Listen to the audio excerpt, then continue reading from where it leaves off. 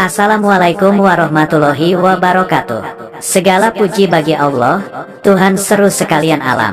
Sholawat dan salam atas junjungan kita baginda Nabi Muhammad Sallallahu Alaihi Wasallam.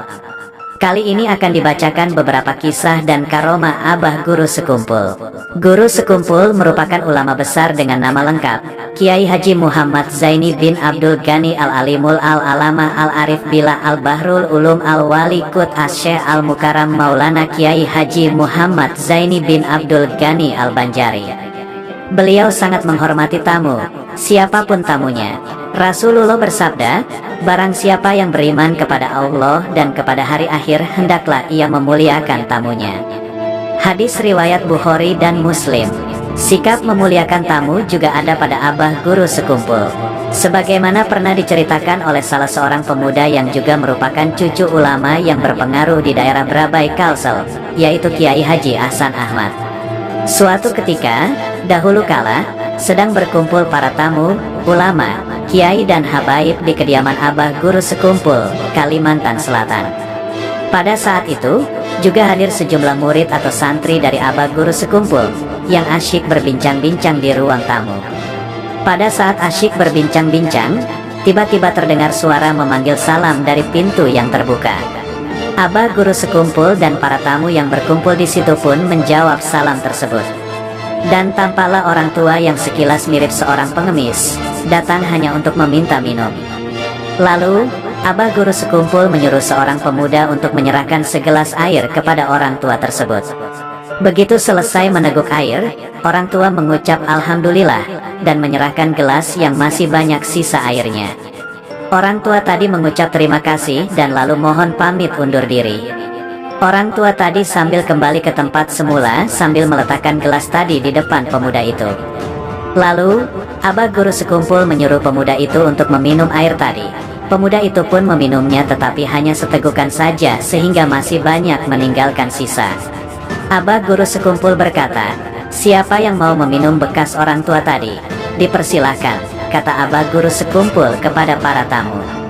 Namun, tampaknya semua hadirin atau tamu yang ada, tampaknya tidak beranjak. Namun, entahlah malas atau apa karena mungkin air tadi bekas dari seorang tua yang tampangnya mirip pengemis. Beberapa saat kemudian, Abah Guru Sekumpul menyuruh lagi kepada pemuda itu untuk menghabiskannya. Karena hormat, ia pun menghabiskan air itu hingga habis tidak bersisa. Setelah sedikit menghela nafas, Abah Guru Sekumpul berkata kepada semua tamu yang hadir pada saat itu, adakah yang tahu, siapakah kakek yang mirip pengemis itu tadi? Para tamu pun menjawab bahwa tidak mengetahuinya. Lalu Abah Guru Sekumpul berkata bahwa kakek mirip pengemis yang datang meminta minum tadi adalah Nabi Khidir. Setelah mendengar ucapan Abah Guru Sekumpul, para tamu yang hadir langsung berebut untuk mengambil gelas bekas minuman yang dipakai Nabi Khidir tadi, dan mengisinya kembali dengan air untuk bersama-sama secara bergantian minum untuk mengambil berkah. Kiai Haji Muhammad Zaini Abdul Ghani Al-Banjari, akrab disapa Guru Sekumpul, dikenal luas karomah-karomahnya di Nusantara, bahkan sampai Timur Tengah. Terbukti ketika acara haul beliau, ratusan ribu peziarah datang dari berbagai penjuru di Nusantara dan negara asing. Ini salah satu bukti betapa Guru Sekumpul mempunyai keistimewaan yang sangat besar, bahkan sampai sekarang tidak pernah dilupakan. Abah Guru Sekumpul juga dikenal dengan kasih sayangnya kepada siapa saja. Semua tamu yang datang akan dilayani dengan sebaik mungkin, terlebih kalau tamunya itu adalah para habaib, cucu Rasulullah Sallallahu Alaihi Wasallam. Pada suatu hari, datang rombongan para habaib dari berbagai daerah ke Kalimantan Selatan, tepatnya ke kediaman Abah Guru Sekumpul. Sudah tradisi beliau untuk memuliakan para tamu. Abah Guru apabila menerima tamu dari luar daerah, apalagi para habaib, maka Abah Guru Sekumpul akan meminta tamu tersebut untuk menginap beberapa hari di kediaman beliau. Beliau sendiri yang turun tangan untuk melayani para tamu tersebut. Istilah tamu adalah raja, sangat terlihat dari sikap dan perilaku Abah Guru Sekumpul terhadap para tamu-tamu beliau. Sampai pada akhirnya rombongan para habaib itu akan pulang, maka bergantianlah Abah Guru Sekumpul menyalami satu persatu para habaib tersebut yang jumlahnya puluhan orang. Tapi ada yang aneh, Sambil Abah Guru sekumpul bersalaman dengan satu persatu dari para habaib tersebut, sambil Abah Guru sekumpul mengambil uang dari kantong baju beliau dan memasukkan uang tersebut ke kantong baju satu persatu para habaib tersebut.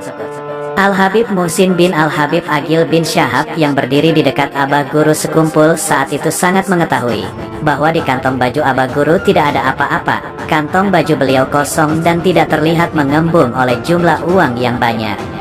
Sampai selesai semua para habaib itu disalami oleh Abah Guru sekumpul yang jumlahnya puluhan tersebut.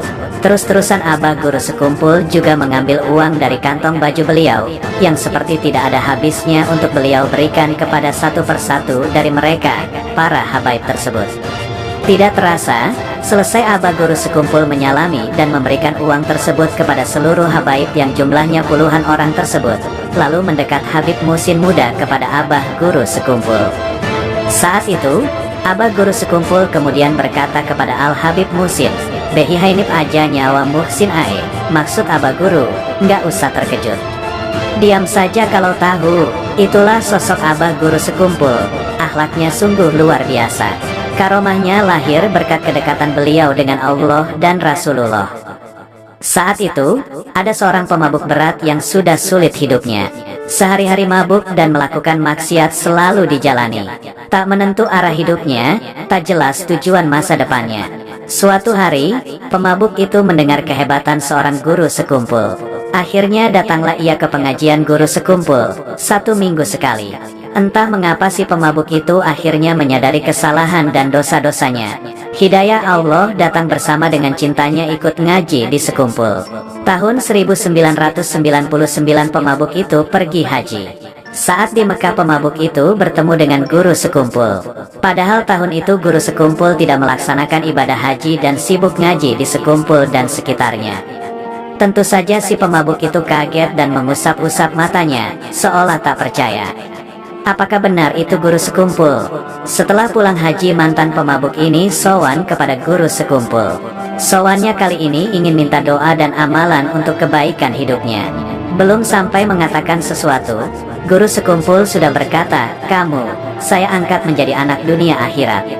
Itu pertama kali ia bertatap muka dengan guru sekumpul. Karena sepanjang ikut ngaji, ia tidak pernah salaman dan bertatap muka dengan guru sekumpul. Selain diangkat anak dunia akhirat, guru sekumpul juga berpesan agar ia selalu mencintai ulama dan para wali Allah. Setelah itu, mantan pemabuk itu baru mengisahkan apa yang ia alami di Mekah dan melihat guru sekumpul di sana. Mendengar kisah mantan pemabuk itu, guru sekumpul berkata, "Kalau Allah menghendaki pasti jadi." Setelah itu guru sekumpul hanya tersenyum dan mantan pemabuk itu bergetar hatinya. Mantan pemabuk itu bernama Haji Sulaiman asli Amuntai yang sekarang tinggal di Padang Pariaman, Sumatera Barat. Sejak usia belia, guru sekumpul sudah diberikan ilmu ruhaniyah yang tinggi, sehingga sudah terlihat tanda-tanda keistimewaan yang luar biasa. Walaupun tampak tanda ruhaniyahnya sejak kecil, guru sekumpul muda tetap fokus belajar tanpa henti. Beliau adalah pembelajar sejati. Waktunya dihabiskan untuk ngaji dari satu guru menuju guru berikutnya. Guru pertama secara ruhani adalah Syekh Ali Junaid Berau bin Kodi Haji Muhammad Amin bin Mufti Haji Jamaluddin bin Syekh Muhammad Arsyad Al-Banjari. Selain itu, guru sekumpul juga ngaji kepada Kiai Haji Muhammad Syarwani Abdan, Guru Bangil. Kemudian Guru Bangil menyerahkan kepada Kiai Hamid Pasuruan. Kemudian Kiai Hamid Pasuruan menyerahkan kepada Kiai Falak. Kemudian Kiai Falak menyerahkan kepada Sayyid Muhammad Amin Qutbi. Kemudian Sayyid Muhammad Amin Qutbi menyerahkan kepada Syekh Muhammad Arsyad bin Abdullah Al-Banjari, yang selanjutnya langsung dipimpin oleh Rasulullah Sallallahu Alaihi Wasallam. Atas petunjuk Syekh Ali Junaid Berau juga, guru sekumpul belajar kepada Haji Muhammad Gadung bin Haji Salman Al-Farisi bin Kodi Haji Mahmud bin Asyah binti Syekh Muhammad Arsyad Al-Banjari mengenai masalah Nur Muhammad. Maka dengan demikian, di antara guru beliau tentang Nur Muhammad antara lain adalah Haji Muhammad tersebut di atas. Dalam usia lebih kurang 10 tahun, beliau sudah mendapat khususiyah dan anugerah dari Allah berupa kasyaf hissi, yaitu melihat dan mendengar apa-apa yang di dalam ataupun yang terdinding. Sewaktu beliau siyahah, yaitu berjalan-jalan di hutan, maka rumput-rumputan memberi salam kepada beliau dan menyebutkan manfaatnya untuk pengobatan dan sebagainya. Begitu pula batu-batuan dan besi. Kesemuanya ini tidaklah beliau perhatikan, dan hal-hal yang demikian itu beliau anggap hanya merupakan ujian dan cobaan. Dalam usia kurang dari 14 tahun atau tepatnya masih duduk di kelas 1 sanawiyah, beliau telah dibukakan oleh Allah Subhanahu wa Ta'ala suatu futuh tatkala membaca tafsir.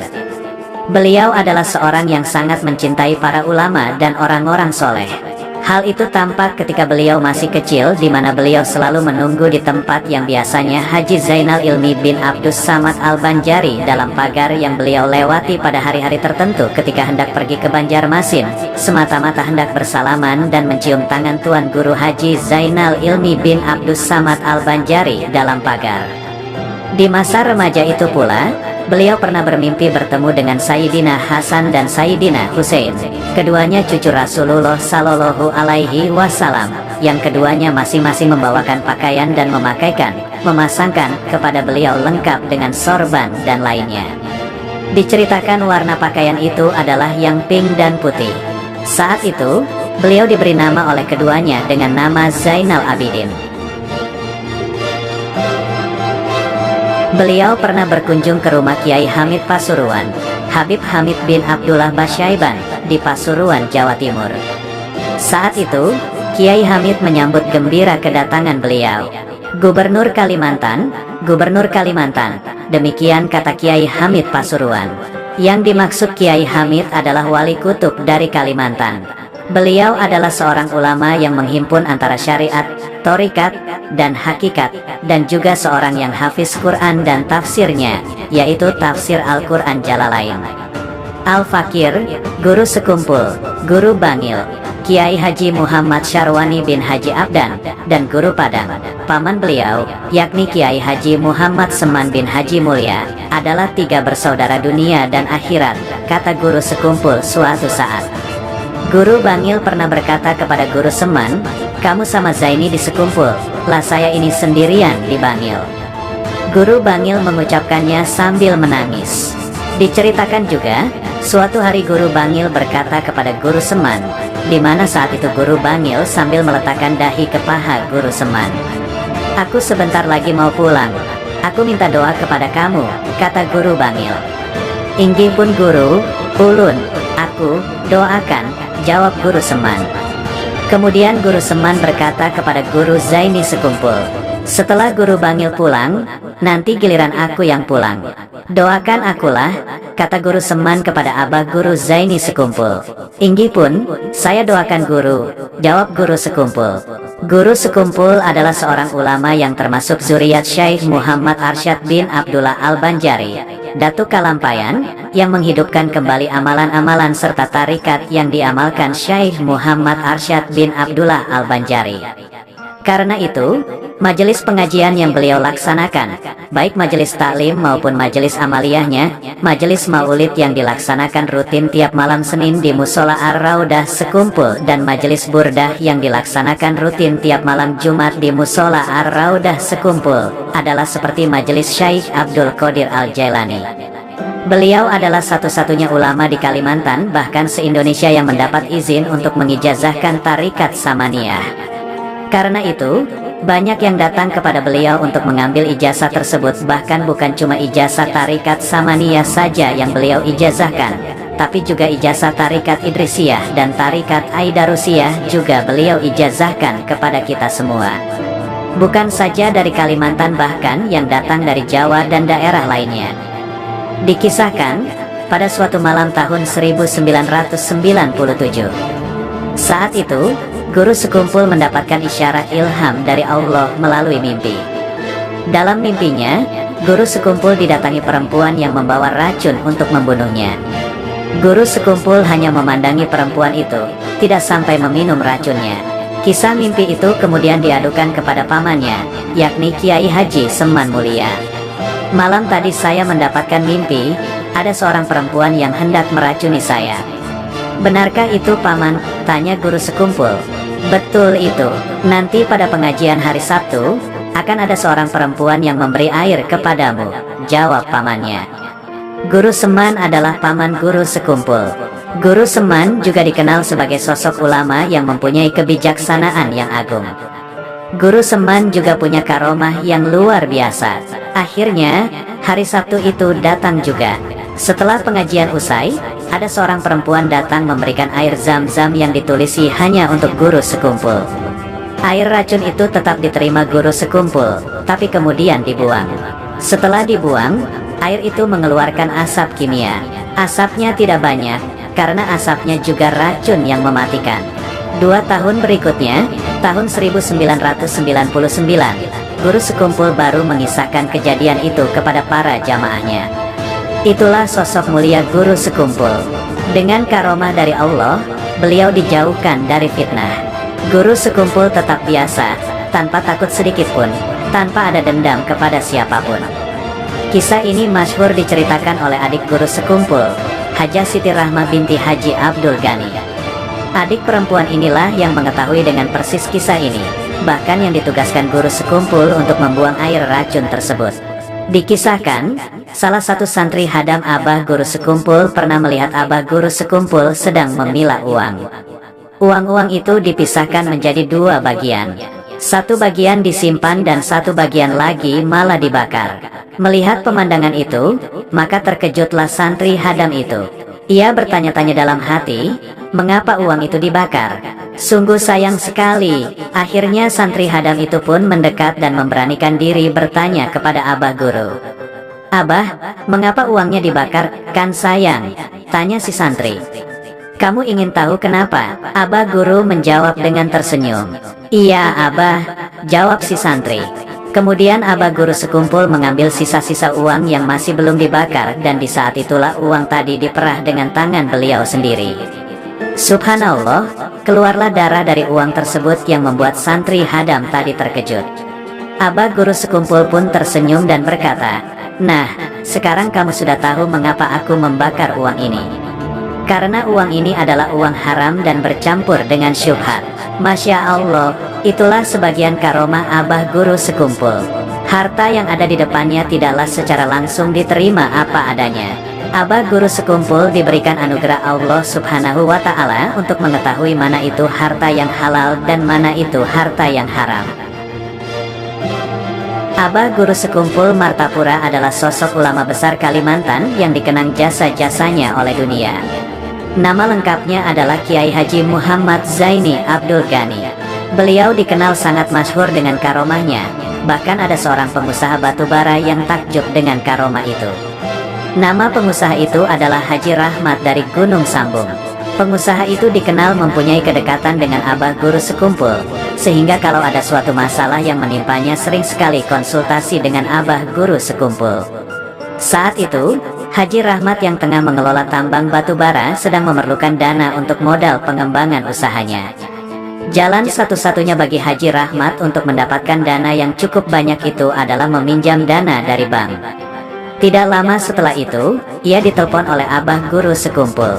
"Rahmat, kamu hendak meminjam uang di bank?" tanya guru sekumpul. "Kalau masih kurang, ambil dana dari abah guru saja. Berapa kamu perlunya?" lanjut guru sekumpul. Haji Rahmat terkejut bukan kepalang, karena keinginannya itu sudah lebih dulu diketahui oleh abah guru sekumpul. "Inggi abah guru, inggi abah guru," jawab Haji Rahmat. Beberapa hari kemudian, Haji Rahmat datang menemui abah guru sekumpul. Ketika sudah di rumah, abah guru sekumpul mengatakan, "Rahmat, kamu perlu berapa?" Abah guru lalu membukakan satu persatu lemari yang ada di rumah beliau, yang membuat Haji Rahmat terperanjat dan terkejut bukan main, karena setiap lemari yang dibuka, semuanya penuh berisi uang, baik di dalam kamar hingga di luar kamar, sampai ke lemari dapur semuanya berisi penuh dengan uang. Kejadian ini membuat Haji Rahmat tidak berani mengambil uang tersebut, selain yang memang dikasihkan abah guru sekumpul. Suatu hari, salah seorang murid guru sekumpul yang berasal dari Pengaron melihat buah pisang yang ada di belakang rumahnya sudah masak. Buah pisang itu nampak besar dan ranum, karena tumbuhnya dari pohon yang subur di tepi sungai Pengaron. Sebagai murid yang baik, ketika itu terbetik di hatinya niat untuk menyerahkan sebagian buah pisang tersebut kepada abah guru di Keraton Martapura. Pada suatu saat yang sudah ditentukan, berangkatlah ia ke Martapura sambil membawa sebongkah buah pisang untuk sang abah guru tercinta, tepatnya di kampung keraton Martapura, tempat tinggal guru sekumpul saat itu. Sesampai di rumah abah guru dan berbicara seperlunya, maka sang murid pun menyerahkan pisang tersebut kepada abah guru. Namun, abah guru dengan santun dan halus menolak pemberian tersebut. Tolong pisang ini dibawa bulik pulang aja, karena nanti ditanam, dikubur, di tanah, jangan dimakan, karena pisang ini bukan punya kamu. Ingatkan kamu, bahwa pisang ini larut, terbawa, di banyu sangkut, tertahan, di belakang rumah kamu, tumbuh sampai berbuah, jadi bawa bulik, pulang aja pisang, jangan ada yang memakannya. Mendengar jawaban abah guru ini, sang murid kemudian terperangah dan bergetar hatinya. Sang murid sudah lupa dengan peristiwa detil itu, karena sudah lama sekali. Sang murid juga tidak sampai begitu teliti menelusuri asal-usul buah pisang itu.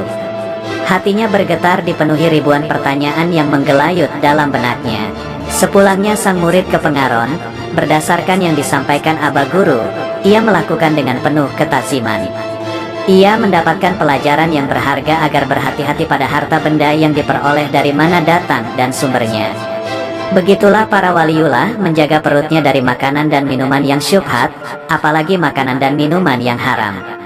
Allah senantiasa menjaga para walinya dari perbuatan yang diharamkannya dan menjadikan seseorang yang berjiwa bersih dan suci dari sesuatu yang tak menyucikan. Jutaan jamaah guru sekumpul mempunyai latar belakang yang beragam, mulai dari kalangan santri, pejabat, petani, bahkan sampai para preman dan para wanita klub malam. Suatu hari, pada tahun 1990, abah guru sekumpul menerima tamu kurang lebih 11 orang wanita nakal yang bekerja di tempat hiburan malam. Ke-11 wanita ini bermaksud minta nasihat dan petuah dari abah guru. Dengan agak gemetar mereka satu persatu menceritakan kenapa mereka sampai tercebur ke dunia hitam. Sebagian mengisahkan diri mereka terpaksa bekerja karena membiayai anak-anaknya yang masih kecil. Ada yang terpaksa bekerja karena mengongkosi orang tua yang sudah tua renta. Ada yang untuk menghidupi keluarga, sekolah, dan lain-lain sebagainya. Setelah satu persatu bercerita, abah guru sekumpul kemudian diam sejenak dan berkata, "Kalian tahu, sebenarnya pekerjaan kalian semua ini mulia." Spontan semua wanita ini terkejut mendengar ucapan abah guru dan tiba-tiba mereka menangis semua. Suasana jadi mengharukan dengan isak tangisan para wanita ini. Mereka tidak menyangka akan kata-kata yang keluar dari lisan abah guru yang sedemikian santun lembut sangat menyentuh ke dalam hati mereka. Lalu abah guru berkata lagi, "Hanya saja kedudukannya sajalah yang salah." Para wanita itu makin bergetar hatinya. Isak tangis mereka masih belum mereda, bersimpuh mencari solusi hidup di hadapan abah guru. Abah guru kemudian masuk kamar dan keluar lagi sambil membawa sesuatu sembari menyaksikan isak tangis para wanita itu. Setelah tangisan mereka mereda, abah guru kemudian membagi-bagikan amplop satu persatu kepada ke-11 wanita ini. Mereka yang menangis, mengambilnya sambil gemetar. "Ini ampun pian, amplop dari saya, lumayan dijadikan modal untuk bangun usaha. Sekarang, pulanglah ke tempat asal kalian masing-masing dan taubat yang sebenar-benarnya pada Allah, jangan kalian ulangi lagi." Itulah abah guru sekumpul. Para wanita klub malam merasa mendapatkan cahaya hidup yang terang benderang. Abah guru sama sekali tidak menghujat, apalagi menghina mereka. Semua diperlakukan penuh kasih sayang dan ditunjukkan jalan hidayah Allah Subhanahu wa Ta'ala. Sosok ulama adalah pewaris para nabi. Dari ulama, manusia mengenal makna dan nilai dari ajaran Nabi Muhammad Sallallahu Alaihi Wasallam. Makanya, kita dianjurkan untuk selalu berdekatan dengan para ulama. Kalau dekat dengan ulama, kita juga bisa dekat ajaran yang disampaikan ulama yang tentu saja mengantarkan kita menuju hidayah Allah Subhanahu wa Ta'ala dan cinta, mahabbah kepada Rasulullah. Kalau para ulama yang kita kasih itu jauh, atau malah sudah wafat, bisa jadi kita bisa tetap bertemu mereka dalam mimpi. Kalau memang ternyata nikmat pertemuan itu hadir dalam mimpi, maka tafsirkanlah mimpi. Bagaimana menafsirkannya? Mari kita nikmati penjelasan seorang waliullah abah guru sekumpul Martapura. Apabila engkau bermimpi seorang guru, ulama, yang engkau kenal, guru itu memberikan nasihat kepada engkau di dalam mimpi tadi, maka laksanakanlah. Tapi, jangan ria dan sumah. Jangan ingin minta lihat kepada orang lain. Jangan ingin minta didengar orang lain. Sesungguhnya jika engkau bermimpi seorang guru dan engkau tidak memberitahukannya ke orang lain, insya Allah engkau akan dapat madad, syafaat, pertolongan dari guru itu.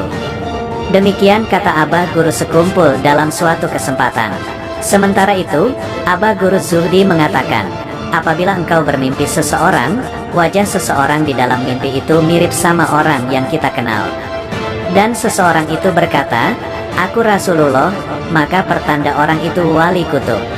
Ada lagi pesan Guru Sekumpul, kalau kita bermimpi seorang guru dan guru itu memberikan nasihat yang tidak kita mengerti, hendaklah jangan sampai orang tahu dan jangan berkata-kata aku bermimpi guru. Nanti suatu saat kita akan tahu hikmah di balik mimpi itu. Itulah pesan beliau, siapapun yang bermimpi bertemu seorang guru, jangan sumah. Jangan minta tangguh sama orang. Jangan minta nilai sama orang. Jangan minta puji sama orang. Tutupi sebagaimana aib kita. Suatu saat kita pasti tahu apa yang guru nasihati di dalam mimpi kita itu. Yang pastinya jika kita bermimpi seorang guru, apalagi guru itu ulama besar dan seorang waliullah, pertanda kita disayangi dan dirindukan guru itu. Terkadang nasihat yang beliau sampaikan di dalam mimpi itu menjadi sulit kita pahami. Tapi suatu saat pasti kita bisa memahaminya sendiri, bukan dari orang lain. Asalkan kita cukup diam dan tutupi jika kita bermimpi seorang guru. Insya Allah kita dapat madad, pertolongan dari guru itu. Menurut Syekh Yusuf bin Ismail An-Nabhani dalam kitab Jami'u Karomatil Aulia menyebutkan bahwa kata al-wali punya makna yang sama dengan al-qorib, yang berarti orang yang dekat. Dalam Hazanah Tasawuf, wali adalah predikat atau pencapaian yang sangat tinggi dalam perjalanan manusia, bahkan tertinggi yang dapat dicapai manusia biasa menuju Allah Subhanahu wa Ta'ala. Derajat kewalian pada dasarnya tidak begitu saja diberikan, tetapi melalui perjalanan panjang menuju Sang Halik. Buah dari takwa dan taat yang dilakukan terus-menerus. Dan untuk mencapai derajat itu orang harus melalui syariat yang dijalani secara istiqomah, dilakukan dengan penuh penghayatan melalui tarekat, hingga menemukan kedalaman hakikat. Imam Al-Qushairi menyebutkan beberapa ciri-ciri seorang wali dalam kondisi kesadarannya tidak sedang berasyik masyuk dengan Allah, antara lain: 1. Mengerahkan segala kemampuannya untuk memenuhi hak-hak Allah. 2. Menyebarkan kasih sayang kepada segala makhluk, tanpa ada rasa benci. 3. Konsisten menanggung penderitaan dan cobaan. 4. Sangat berkeinginan agar semua makhluk ini selamat. 5. Menghindarkan diri dari segala yang menyusahkan orang lain. Jika kita melihat keseluruhan perjalanan hidup Guru Sekumpul, maka nampaknya beliau telah memenuhi klasifikasi seperti itu. Beliau telah diyakini sebagai waliullah. Tapi benarkah beliau seorang wali? Hanya Allah dan para walinya yang tahu. Hanya saja kenyataan yang terlihat menunjukkan bahwa beliau mendapat pengakuan yang luas di kalangan ulama sebagai waliullah. Sebenarnya sejak masa kecil, sudah ada tanda-tanda bahwa beliau akan menjadi orang besar. Bahkan ketika beliau masih dalam kandungan banyak hal aneh yang terjadi. Di antaranya ketika itu ibu beliau melihat cahaya seperti bulan purnama turun menuju ke pangkuannya. Saat mengandung tidak ada sedikit pun rasa berat atau rasa sakit sampai beliau melahirkan. Ketika mengidam, jika ingin makan sesuatu, ibunda beliau selalu bermimpi di waktu malamnya makan buah itu, sehingga di pagi harinya sudah merasa puas. Guru Sekumpul memang dikenal sejak kecil sebagai orang yang mahfuz, dijaga dari berbagai hal yang mengarah kepada kemaksiatan. Secara kasat mata, banyak kejadian yang menunjukkan hal itu. Beliau pun selama hidupnya tidak pernah ihtilam, yaitu mimpi basah, yang menunjukkan tibanya usia balik.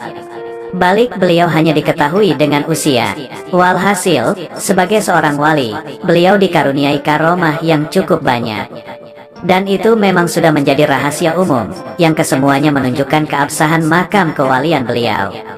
Di antara karomah beliau yang bisa disebutkan di sini antara lain: Di suatu malam usai pengajian, yang pada saat itu masih di kampung keraton, seperti biasa guru seringkali masih duduk di ruang tamu untuk melayani beberapa murid yang ingin menanyakan berbagai hal. Ketika itu guru bercerita tentang buah rambutan, yang saat itu belum musimnya. Tiba-tiba guru meletakkan tangannya ke belakang, dan sesaat kemudian di tangan beliau telah ada buah rambutan yang masak, lalu beliau makan. Puluhan orang menyaksikan kejadian ini. Di tahun 1982 terjadi kemarau panjang di wilayah Martapura dan sekitarnya, yang menyebabkan sumur-sumur dan sumber air bersih kering. Hal itu membuat sebagian masyarakat cemas. Melihat kondisi ini banyak orang yang datang dan minta doa kepada Guru Zaini agar hujan segera turun. Ketika itu tiba-tiba beliau turun dari rumah, dan menuju ke sebatang pohon pisang yang masih kecil, dan menggoyang-goyang pohon pisang itu. Orang yang hadir saat itu bingung dengan apa yang dilakukan Guru Zaini, namun saat itu juga terjadi hujan yang sangat lebat. Sehari menjelang pelaksanaan haul Syekh Muhammad Arsyad Al-Banjari yang berpusat di desa Dalam Pagar, Martapura, jalanan ke tempat acara digenangi banjir. Panitia sempat gelisah, karena jika banjir tetap terjadi hingga besok maka acara tidak berlangsung mulus, dan banyak orang yang tidak bisa hadir. Namun anehnya, ketika di hari pelaksanaan haul menjelang Guru Zaini lewat jalan itu sudah bersih dari banjir. Dan sepulang guru dari acara, jalan itu kembali digenangi hingga beberapa hari. Suatu ketika di keraton, Guru Zaini terima tamu. Tamu itu pura-pura minta air yang didoakan alias banyu tawar. Ketika berhadapan, ternyata orang itu memukul ke arah guru. Namun tiba-tiba orang itu terpental, kemudian duduk. Orang itu mencoba berdiri dan nampak ingin melarikan diri, namun tidak bisa bergerak sedikit pun. Ia tidak bisa berbuat apa-apa, selain pasrah dengan apa yang akan terjadi. Guru kemudian menyuruhnya pulang, baru dia bisa berdiri dan pulang. Tuan Guru Haji Muhammad Aini atau yang sering dipanggil Guru Ayan Pematang Karangan Rantau menceritakan bahwa saat beliau berkunjung ke keraton, Guru Zaini berucap kepada Guru Aini, "Yan, ikam hendak, engkau ingin melihat kebesaran Allah Ta'ala kah?" Guru Aini mengangguk mengiyakan. Seketika itu Guru Zaini yang sedang duduk bersila itu terangkat dari tempat duduknya hingga beberapa meter. Tidak lama kemudian turun kembali ke tempat semula. Suatu saat di tengah pengajian, guru berdiri dan langsung berteriak, "Api, api, lakas pajahi, pajahi. Api, api, cepat padamkan, padamkan." Ternyata saat itu tengah terjadi kebakaran besar di Kota Baru, Pulau Laut. Suatu malam di sekumpul, Guru Zaini tiba-tiba bicara pada istri beliau, bahwa ia kepingin makan ikan baung. Sedangkan ikan itu biasanya dijual di siang hari saja dan saat itu pun belum musimnya. Namun aneh, tak lama sesudah itu ada tamu entah dari mana yang datang yang menyerahkan ikan baung yang masih segar. Seorang jamaah pengajian yang rutin datang ke majelis Guru Zaini di keraton, Guru Muhammad Tatakan, ketika ingin berangkat, tidak punya uang untuk ongkos taksi ke Martapura. Karena masih punya ayam yang meski itu satu-satunya, maka dijuallah ayam itu. Walhasil, akhirnya minggu siang beliau sudah di Martapura untuk sowan dengan guru. Kebetulan siang itu guru lagi terima tamu. Sebelum Guru Muhammad ini bicara, guru sudah menyerahkan sejumlah uang sambil bilang, "Ini gasan ganti ayam pian, dan gasan ongkos taksi pian." Sang tamu cuma bisa melongo bingung dan mengucap terima kasih. Masih di keraton, saat itu majelis pembacaan kitab tafsir Marahul Labib. Ada jamaah di luar rumah, persisnya di bawah pisang yang sedang merokok. Guru yang tengah membaca kitab langsung memberi teguran agar berhenti merokok, padahal jaraknya cukup jauh dari guru dan terlindung dinding rumah. Kejadian seperti ini juga sering terjadi saat majelis sudah berpindah ke sekumpul. Suatu hari, ada seorang pemuda yang terkenal dengan kenakalannya, bertato, pecandu alkohol, dan titel buruk yang lainnya. Entah kenapa, di siang hari Ahad saat itu, dia ingin sekali pergi ke sekumpul untuk menghadiri pengajian Kiai Haji Muhammad Zaini Abdul Ghani, abah guru sekumpul. "Aku harus berangkat, walau tanpa ada uang sepeser pun. Aku yakin berkah beliau mampu mengatasi masalah keuangan ini." Maka berangkatlah pemuda itu, tanpa sarung, hanya pakai celana levis lusuh, baju kaos, dan kopiah butut, karena pakaian muslimin satupun dia tidak punya. Sampai di depan gang, baru saja sekitar 5 menit kurang, tiba-tiba sebuah sedan berhenti persis di depan dia dan orang di dalam sedan itu membuka pintu mobilnya sambil berkata, "Mau ke sekumpul? Ya, ayo naik aja temanin saya." Maka pemuda itu pun naik dengan sedikit bingung dan heran karena baru pertama kali dia naik sedan mewah. Bingung dan heran kenapa orang ini tahu bahwa dia mau ke sekumpul, padahal dia berpakaian layaknya seorang preman. Di dalam mobil tersebut hanya ada dia dan bapak itu. Singkat cerita, sampailah pemuda itu ke sekumpul tepat di depan Masjid Pancasila. Baru saja pemuda turun dan ingin mengucapkan kata terima kasih, secara tiba-tiba mobil tersebut menghilang. Belum selesai kebingungannya, tiba-tiba ada suara yang menegur, "Nak, mau ke pengajian guru sekumpul ya? Ya udah naik aja ke becak bapak," kata bapak tersebut. Maka pemuda itu naik, dengan pikiran yang bingung, apa yang sebenarnya terjadi. Sesampai di muka gang Hijrah, pemuda itu diturunkan oleh bapak tersebut. Kejadian yang seperti tadi terulang kembali. Bapak tukang becak itu pun menghilang, entah kemana perginya. "Mungkin ini semua berkah Abah Guru untuk aku," kata pemuda itu berucap dalam hatinya. Maka pemuda itu pun masuk ke dalam acara. Ada kedamaian dalam hatinya, ada kesejukan, kedamaian batin yang selama ini tidak pernah ia dapatkan. Maka ia pun duduk di antara para jamaah yang lain, tertunduk. Setiap kata yang Abah Guru sekumpul sampaikan dia resapi dan dengan sendirinya air mata pemuda itu jatuh membasahi pipinya. "Semua harus kuakhiri dunia hitam ini," ucap pemuda itu di dalam hati. Secara tiba-tiba ada seorang bapak-bapak menepuk pundaknya dan memberi sebuah amplop putih. Lantas bapak itu berkata, "Ini dari Abah Guru, terimalah." Pemuda itu menangis terharu sambil memeluk bapak-bapak tersebut. "Terima kasih banyak, Pak." "Berterima kasihlah sama Abah Guru," sahut bapak-bapak itu. Tertulis di amplop itu nama pemuda tersebut dengan jelas dan benar beserta binnya, nama bapaknya. Padahal si pemuda tersebut baru pertama kali ke tempat Abah Guru. Terus kenapa Abah Guru jadi tahu? Itulah wali Allah. Pemuda itu pun membuka isi amplop tersebut dan ternyata isinya uang sebesar 2 juta.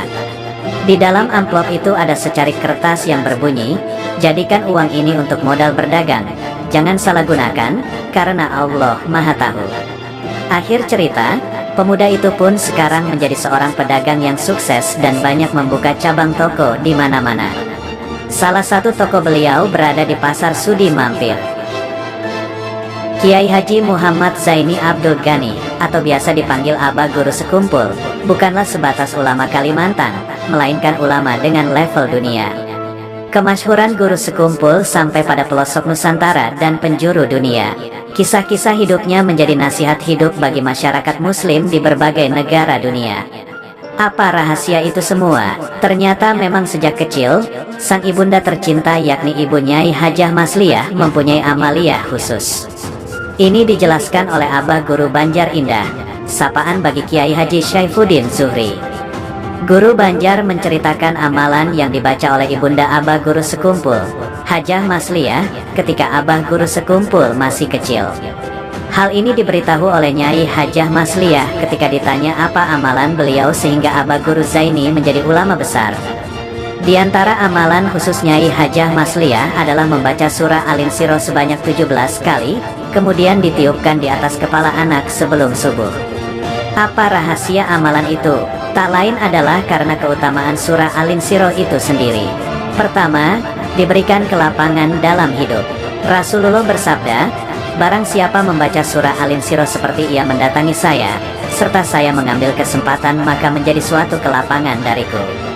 Kedua, diberikan kemudahan dalam mencari rezeki. Bacalah surah ini selesai melaksanakan salat fardu, selesai berzikir kepada Allah Subhanahu wa Ta'ala. Insya Allah akan dimudahkan semua urusan oleh Allah Subhanahu wa Ta'ala. Ketiga, diberikan kekayaan yang melimpah agar hidup jadi lebih baik. Mulai saat ini bacalah surah Al-Insyirah selesai salat fardu sebanyak 40 kali. Amalkanlah sampai 7 hari berturut-turut. Insya Allah akan diberikan rezeki oleh Allah Subhanahu wa Ta'ala. Keempat, dimudahkan untuk mendapat pekerjaan. Untuk yang susah mendapat pekerjaan, coba dirikan salat sunnah mutlak 2 rakaat. Bacaan surah dalam salat itu bebas mengikut kemampuan kita. Setelah selesai salat, bacalah surah Al-Insyirah sebanyak huruf dari surah itu. Itulah keutamaan surah Al-Insyirah yang menjadi keyakinan Ibu Nyai Hajah Masliyah, sehingga mampu melahirkan guru sekumpul menjadi ulama besar yang diakui dunia. Setiap manusia pasti menginginkan hartanya banyak dan berkah. Bukan hanya itu, manusia juga ingin memiliki keluarga yang harmonis dan bahagia. Di sini, Abah Guru Sekumpul memberikan nasihat bagi kita semua agar mengamalkan zikir dan amaliyah supaya kita cepat kaya harta yang barokah dan supaya rumah tangga harmonis untuk menggapai akhirat yang bahagia. Abah Guru Sekumpul mengatakan, di setiap mau masuk ke dalam rumah, di depan pintu ucapkan Assalamualaikum kalau ada orangnya di dalam. Kalau tidak ada orangnya di dalam, maka ucapkan Assalamu alaina wa ala ibadillahi salihin. Kemudian setelah baca salam tadi, maka bacalah surah Al-Ikhlas, Qul huwallahu ahad 3 kali sambil berjalan masuk ke dalam rumah. Dengan melakukan itu, lanjut Guru Sekumpul, insya Allah tidak sampai setahun maka akan dapat sugih, kaya harta yang barokah. Tidak hanya yang membacanya yang kaya harta, tetangganya pun ikut kaya harta berkat bacaan tadi. Adapun amalan supaya rumah tangga harmonis, di setiap mau masuk rumah bacalah ayat kursi cukup 1 kali saja. Insya Allah rumah tangga jadi harmonis, damai, rukun dan aman dalam rumah tangga, tegas Abah Guru Sekumpul. Ternyata pesan Abah Guru Sekumpul ini bukan sembarang nasihat, karena hal itu telah disabdakan oleh junjungan kita, Nabi besar Muhammad Sallallahu Alaihi Wasallam. Sahal bin Sa'ad radhiyallahu anhu berkata, seorang laki-laki datang kepada Nabi Muhammad Sallallahu Alaihi Wasallam, dan ia mengadukan kefakiran yang menimpanya. Lalu beliau bersabda, apabila kamu masuk ke rumahmu, ucapkanlah salam jika ada seseorang di dalamnya. Dan jika tidak ada orang di dalamnya, ucapkan salam untuk dirimu, dan bacalah Qul huwallahu ahad. Lalu laki-laki tersebut melakukannya, maka Allah melimpah ruahkan rezeki orang tersebut, sehingga mengalir kepada tetangga-tetangganya. Kisah ini barangkali sudah banyak diketahui oleh masyarakat umum, khususnya Kalimantan Selatan. Kisah ini dituturkan oleh Kiai Haji Ahmad Bakri, Guru Bakri, pengasuh Pondok Pesantren Al-Musyidul Amin, Gambut, Kabupaten Banjar, Kalsel. Kata beliau mengawali kisahnya, kisah ini merupakan kisah nyata pengalaman pribadi saya, dan jika saya berdusta, maka bisa disebut saya sebagai seorang munafik. Suatu saat menjelang keberangkatan saya ke Tanah Suci Mekah, saya datang menemui Abah Guru Sekumpul. Kesempatan itu saya pergunakan untuk bertanya kepada beliau, Abah Guru, siapa wali kutub saat ini yang berada di Mekah? Abah Guru Sekumpul menjawab sambil tersenyum, Bakri, ngaran Sidin, nama beliau, Habib Abu Bakar bin Abdullah Al-Habsyi. Saya bertanya lagi, di mana kira-kira ulun bisa ketemu lawan Sidin, di mana gerangan saya bisa ketemu dengan beliau? Abah Guru Sekumpul menjawab, kaina ikam batamuan haja lawan Sidin, nanti kamu bakal ketemu dengan beliau. Dan tibalah pada saatnya saya pun berangkat haji. Namun hingga seminggu sebelum pulang ke tanah air, saya masih belum berjumpa dengan wali yang dimaksud. Akhirnya saya mencoba mencari informasi kepada mereka yang sudah lama bermukim di Mekah. Walhasil, bahwa saya mendapatkan keterangan bahwa beliau tinggal di Jabal Nur. Saya pun mendatangi tempat yang sudah diberitahukan tersebut. Sesampai di sana, persis tiba waktu salat asyar dan saya ikut salat. Namun selesai salat, saya heran, karena wirid yang dibaca di sana sama persis dengan yang dibaca di Sekumpul. Usai sholat kemudian digelar majelis talim dengan membaca kitab Syarah Ainiyah. Saya tambah terkejut, karena seingat saya saat itu di Sekumpul juga membaca kitab Syarah Ainiyah. Setelah majelis selesai, saya meminta izin untuk ketemu sama Habib Abu Bakar Al-Habsyi. Tidak lama kemudian beliau keluar. Beliau kelihatan sudah terlihat sepuh, tapi masih nampak gagah. Belum sempat saya ucapkan salam, beliau sudah berkata, marhaban ya alimul kabir Syekh Muhammad Zaini Gani Martapura. Sosoknya yang santun dan penuh kasih sayang membuat nama Guru Sekumpul makin melesat ke penjuru pelosok kampung. Kabar kewalian itu juga sampai pada sosok Habib Maksum dari Pasuruan. Suatu hari, Habib Maksum bertamu ke rumah Abah Guru Sekumpul. Di dalam perjalanan ia berkata, "Jika Guru Zaini itu betul-betul wali Allah, maka hutangku 21 juta rupiah bakal lunas." Sampai di kediaman Abah Guru Sekumpul, Habib Maksum pun disambut dengan ramah lalu dipersilakan duduk. Ketika sedang bercakap-cakap beberapa saat, tiba-tiba datang seseorang menyerahkan cek kepada Abah Guru. Abah Guru memberikan cek tersebut begitu saja kepada Habib Maksum. Padahal Abah Guru belum sempat melihat jumlah yang tertera di kertas itu. "Untuk melunasi hutang," kata Abah Guru. Lalu Habib melihat jumlah yang tertera di cek itu. Subhanallah, Habib Maksum pun terkejut. Jumlahnya 21 juta, persis jumlah hutang yang dia miliki. Padahal Habib belum mengatakan apa-apa kepada Abah Guru tentang hutangnya itu. Diceritakan oleh Abah Haji, Kiai Haji Ahmad Zuhdienor, di majelis malam Sabtu, bahwasannya ada pencuri yang mau mencuri di suatu rumah yang ada foto Abah Guru Sekumpul memakai tongkat. Pencuri masuk ke rumah tersebut dan kemudian lari kabur dari rumah tersebut. Ternyata ketika pencuri masuk ke rumah, dia berjalan dan mendekati foto Abah Guru Sekumpul memakai tongkat. Seketika tongkat beliau keluar dan memukul kepala pencuri tersebut. Setelah kejadian tersebut, satu kampung semua membeli foto Abah Guru Sekumpul memakai tongkat. Subhanallah. Diceritakan juga oleh Guru Saifuddin Zuhri di Majelis Bani Ismail pada malam Jumat, tanggal 8 September tahun 2016, adapun tongkat yang digunakan beliau adalah tongkat kewalian.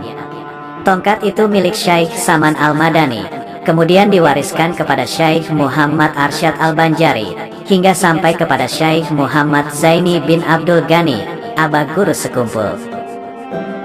Ada seorang sayyid, setiap hari duduk-duduk di tempat perjudian. Sampai suatu saat, ajal datang menjemputnya. Orang-orang kampung tidak ada yang tahu siapa dia sebenarnya. Di saat wafatnya, hanya istri dan anaknya yang menghadapi jenazahnya. Tidak ada satu tetangga pun datang. Tidak ada satupun tetangga yang mau memandikan, mengkafani, mensholatkan jenazahnya. Sang istri menangis melihat keadaan suaminya. Sang istri kemudian berdoa, "Ya Allah, bagaimana dengan jenazah suamiku? Apakah aku buang ke sungai Mahakam ini, atau aku biarkan sampai membusuk? Engkau yang maha luas rahmatmu, berilah petunjuk."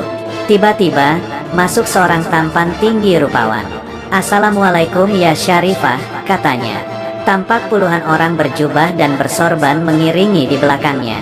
"Waalaikumsalam warahmatullah," jawabnya. Saat melihat sang guru, si Syarifah tersentak kaget bukan main. Yang datang adalah Al-Imam Al-Kutubul Akwan Asyekh Muhammad Zaini bin Abdul Ghani Sekumpul. "Kapan pian kesini guru? Kaltim dan Kalsel sangatlah jauh. Apalagi kami di daerah Hulu Mahakam Kembang Janggut ini," tanya Syarifah. "Allah yang memudahkan," jawab sang guru. Tiba-tiba, dari luar banyak orang kampung datang dan terperanjat, karena seketika tahu yang datang Guru Sekumpul. Maka mereka keheranan dan salah satu dari penduduk berkata, "Wahai guru, ini adalah orang yang senang berjudi, tiap hari duduk-duduk di tempat perjudian." Guru Sekumpul tersenyum dan berkata, "Apakah kamu melihat beliau sendiri main judi, atau beliau cuma duduk-duduk saja di situ tanpa main judi?" "Beliau ini yang tiap hari kalian lihat di tempat perjudian adalah seorang zuriat keturunan Rasulullah Sallallahu Alaihi Wasallam. Beliau ini yang jadi penyandang bala, bencana, di kampung sini. Beliau ini yang setiap malam pada saat kalian tidur beliau bangun dan sholat tahajud mendoakan kalian.